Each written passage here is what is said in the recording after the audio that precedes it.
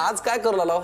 आज येसरवडी, जे लग्नामध्ये पासून ते घरापर्यंत सगळीकडे येसरवडी दिसेल तुम्हाला. आणि दुसरं उकड कोटबुळे म्हणून प्रकार आहे, जो घरोघरी होतो, जो तुम्हाला कुठल्या रेस्टॉरंट मध्ये नाही. मी आईला सांगितलं की मी असं असं करतोय, आईने म्हणली उकड कोटबुळे तुला घेऊन जावं लागेल, उकड कोटबुळे करा. मग एक हॉटेलचा पदार्थ आणलाय आणि एक घरचा पदार्थ आणलाय. किती छान.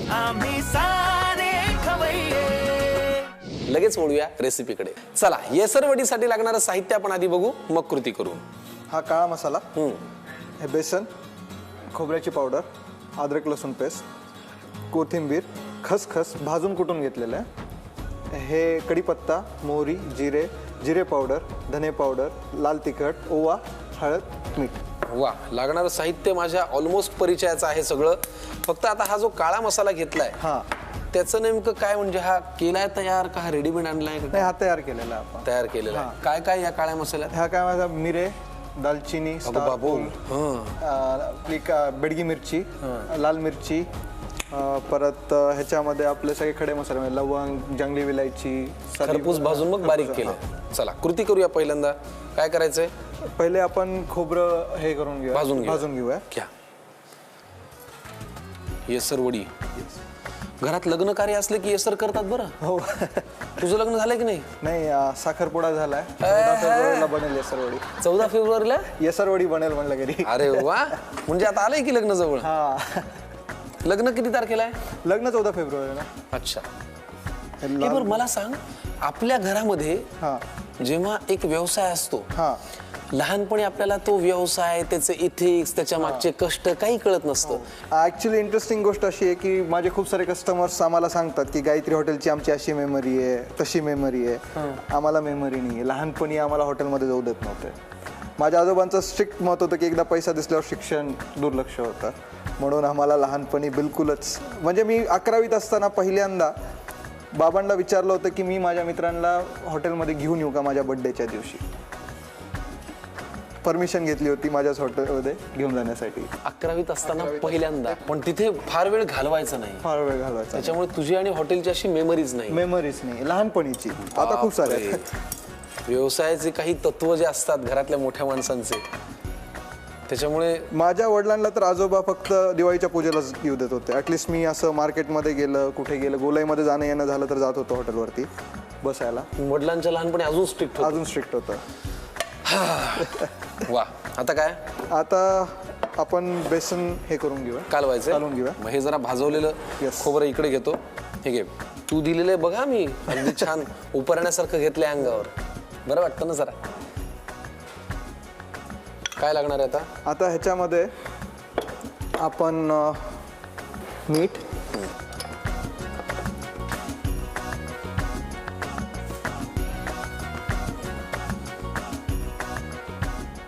हळद एकदम थोडीशी, लाल तिखट, थोडीशी धना पावडर, बरं, जिरा पावडर, बरं, ओवा फार इम्पॉर्टंट आहे, कारण की आपण सगळं मसालेदार करणार आहेत, तर ऍसिडिटी होऊ नये, पोट बाधू नये म्हणून आपण ओवा, बरोबर, हा पिसून घेतलेला आहे ओवा. आणि हे थोडासा काळा मसाला, just to give it a some punch. बरं,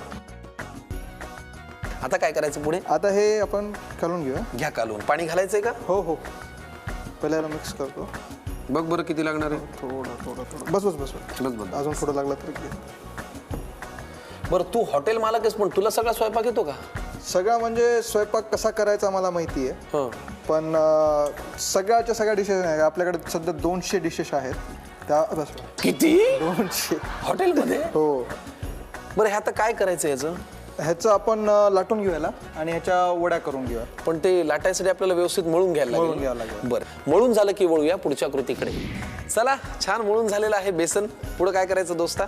आता आपण ह्याला लाटून घेऊ आणि ह्याच्या वड्या पाडू.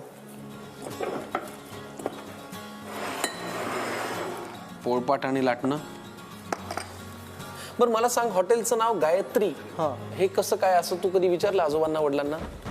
ते लातूरमध्ये तेव्हा व्हेज रेस्टॉरंट्स किंवा हॉटेल अशी पद्धत नव्हती, तेव्हा मटण खानावळी खूप होत्या. व्हेजमध्ये जास्तीत जास्त आपला शेव, चिवडा, चहा ह्याच्या पलीकडे गेलं नव्हतं. नाश्ता मग आणि पुरी भाजी एक हे. मग तेव्हा काय झालं की आजोबांना वेट चालू करायचं होतं आणि गायत्री अन्नपूर्णेचं दुसरं नाव आहे आणि त्यांचं गायत्री मंत्रावरती श्रद्धा होती. मग विचार केला की गायत्री नाव ठेवलं. थॉटफुल आहे.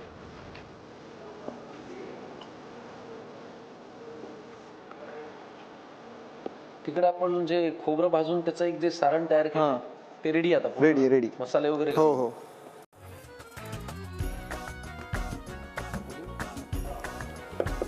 ह्याचा जसा शेप पाहिजे तसा आपण करू शकतो. हो.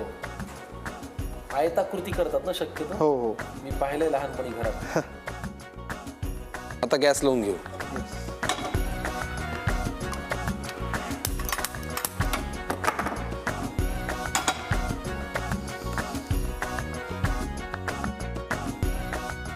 बरं आता काय आहे, प्रत्येक पिढीचं त्या व्यवसायाकडे बघण्याचा एक दृष्टिकोन वेगळा असतो.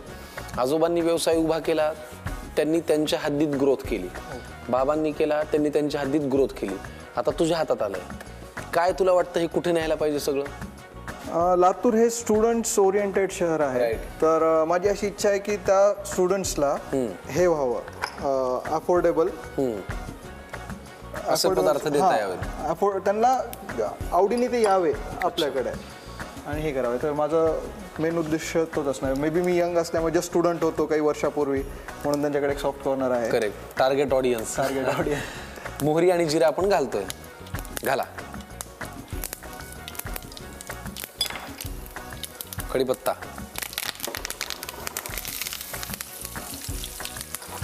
आता काय? अद्रक लसूण. सगळी लागेल. झणझणीत होईल रे. बस होऊ देऊ. होऊ दे मग. आता आपण त्याच्यानंतर खोबरं आणि खसखस टाकणार.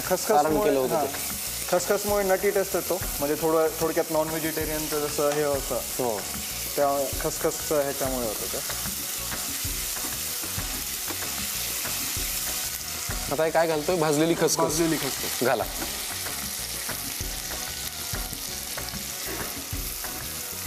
लगेच खोबरं पण घालू. त्याच्यात आपण मसाले ऍड केले ना? नाही अजून नाही केले. अजून नाही. आता काळा मसाला टाकू. घाला. धने पावडर.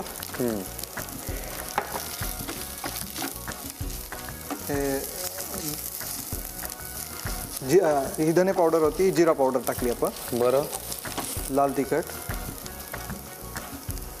जर खोबरं जर भाजलेलं नसेल तर हळद अवॉइड करून आपण तो कलर देऊ शकतो काळ्या रंगाच्या काळ्या मसाल्याने. पण जर हळद टाकली तर खोबरं एकदम परफेक्टली भाजलेलं हवं. आता ह्याच्यात पाणी टाकून त्याला तडका देऊ आपण. पाणी टाकायचं आणि तडका. बर.